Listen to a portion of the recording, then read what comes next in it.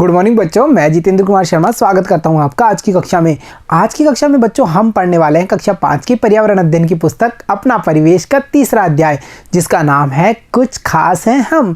प्यारे बच्चों, इस पाठ के 3 भाग हम पिछली कक्षाओं में पढ़ चुके हैं, जिनमें हमने समझ बनाई थी दृष्टिहीन व्यक्तियों के बारे में जो कि ब्रेल लिपि का उपयोग करके अपना पढ़ाई का कार्य कर पा रहे थे। साथ ही साथ हमने जाना था लुई ब्रेल के बारे में, जिसे कि ब्रेल लिपि का आविष्कारक कहा गया है। और हमने जाना था उन व्यक्तियों के बारे में जो बोल और सुन नहीं पा रहे थे, परंतु संकेतों के माध्यम से अपनी बात कर पा रहे थे। और हमने सेरेब्रल जो पॉलिसी नामक काफ़ी खतरनाक बीमारी है, उसके बारे में भी गहनता से अध्ययन किया था।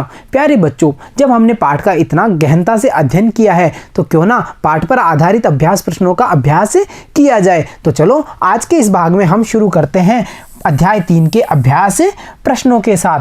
तो बच्चों, जाना समझा अब बताइए, यानी आपने क्या क्या जाना, कि पाठ से आपने क्या क्या समझा है, उसको अब आपको बताना है। तो हमारा पहला प्रश्न है बच्चों, देखो, रिक्त स्थानों की पूर्ति कीजिए। यहाँ पे बच्चों इस प्रश्न में हमें खाली जगह यानी रिक्त स्थान दी हुई है, हमें उन रिक्त स्थानों की उचित शब्द का प्रयोग करते हुए पूर्ति करनी है। जैसे देखो, पहला प्रश्न है, ब्रेल लिपि का विकास खाली जगह ने किया था। यह खाली जगह बिंदुओं पर आधारित उभरे हुए संकेत होते हैं। यानी बच्चों इस प्रश्न में हमें 2 खाली जगह रिक्त स्थान दिए हुए हैं और हमें उनमें उचित शब्दों का चुनाव करके भरना है। तो देखो बच्चों, ब्रेल लिपि का विकास किसने किया था? जाना था ना हमने लुई ब्रेल के बारे में। तो यहाँ पे हम लिखेंगे लुई, देखो यहाँ पे हम लिखते हैं,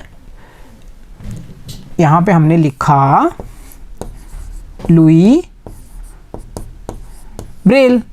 अब इसको पढ़ के देखें, ब्रेल लिपि का विकास लुई ब्रेल ने किया था। कंप्लीट हुआ ना ये। इसके बाद में दूसरा है, यह खाली जगह बिंदुओं पर आधारित उभरे हुए संकेत होते हैं। तो कितने कितने बिंदु होते हैं? 12 या 6? सोचो सोचो, बिल्कुल सही, यह 6 बिंदुओं पर, क्योंकि जो 12 बिंदुओं पर आधारित थी वो तो कप्तान साहब वाली, सेना के कप्तान साहब वाली लिपि थी, और उसको परिवर्तित किसने किया था? लुई ब्रेल ने 6 बिंदुओं में। तो देखो, यह 6 बिंदुओं पर आधारित उभरे हुए संकेत होते हैं। और हमने जो पहला प्रश्न था उसकी पूर्ति कर दी है। अब हम बढ़ते हैं बच्चों अगले प्रश्न पे।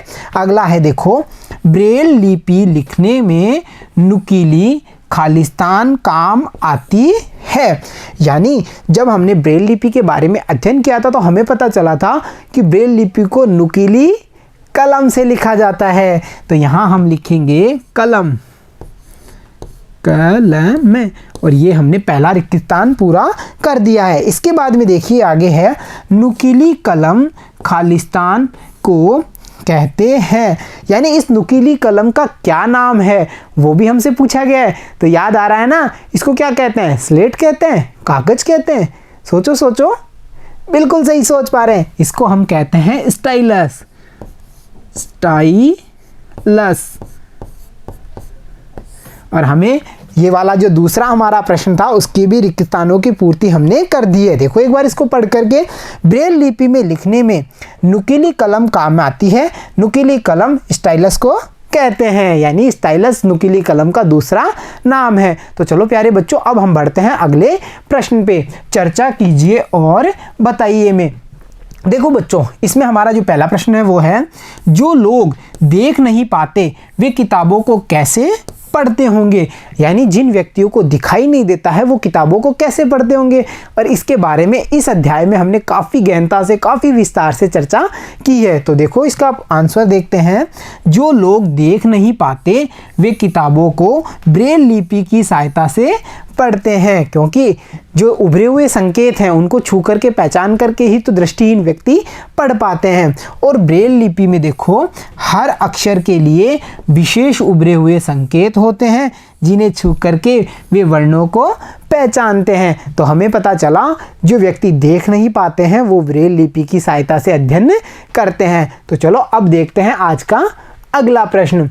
अगला प्रश्न है बच्चों, यदि आपकी कक्षा में इस तरह के कोई साथी हों जो देख बोल नहीं सकते या फिर चल फिर नहीं सकते हों, तो आप उनकी किस किस प्रकार से मदद करेंगे। प्यारे बच्चों, यहाँ पे हमें जो प्रश्न दिया है उसमें विशेष आवश्यकता वाले बच्चों के बारे में पूछा है कि अगर आपके विद्यालय में ये विशेष आवश्यकता वाले बच्चे कौन कौन जो देख नहीं सकते, बोल नहीं सकते या फिर चल फिर नहीं सकते, तो ऐसे विशेष आवश्यकता वाले बच्चों की आप कैसे मदद करेंगे, यानी वो कौन से तरीका है जिनसे कि आप अपने इन सहपाठियों की, इन साथियों की मदद करेंगे। तो देखो बच्चों, हम कैसे कैसे इन ऐसे जो विशेष आवश्यकता वाले हैं ऐसे बच्चों की मदद कर सकते हैं। तो देखो, सबसे पहले जो साथी मेरी कक्षा में चल फिर नहीं सकते, मैं उनकी सहायता उनका काम करके करूँगा। यानी बच्चों, ऐसे बच्चे जो चल फिर नहीं सकते, हम उनके जो भी छोटे छोटे मोटे काम होंगे उनको करके उनकी सहायता कर सकते हैं। जैसे वो कौन कौन से काम हैं देखो, जैसे पानी लाना, किताब कॉपी ला कर देना आदि। यानी ये छोटे छोटे काम हैं जो हम उनको इन कामों में मदद करके उनकी मदद कर सकते हैं। क्योंकि वो चल फिर नहीं सकते तो हम जाहिर सी बात है उनको पानी की आवश्यकता होगी, हम पानी ला के दे सकते हैं।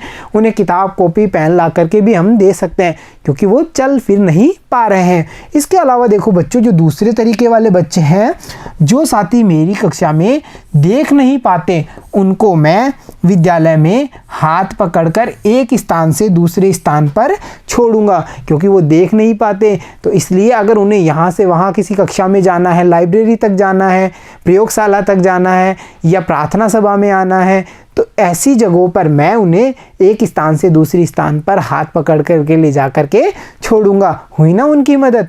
और जो बच्चों तीसरे वाले बालक हैं, देखो, जो साथी मेरी कक्षा में बोल नहीं पाते हैं, उनकी सांकेतिक भाषा को समझकर दूसरों को बोल करके समझाऊंगा। क्योंकि बच्चों जो बोल नहीं पाते हैं वो अपनी बात सांकेतिक भाषा में समझाते हैं। तो यहाँ पर अगर ऐसा कोई बच्चा मेरी कक्षा में है तो मैं उसकी जो सांकेतिक भाषा है उसको समझने की कोशिश करूँगा और उसको समझ करके वो क्या कहना चाहते हैं ये बात सभी को बता सकता हूँ।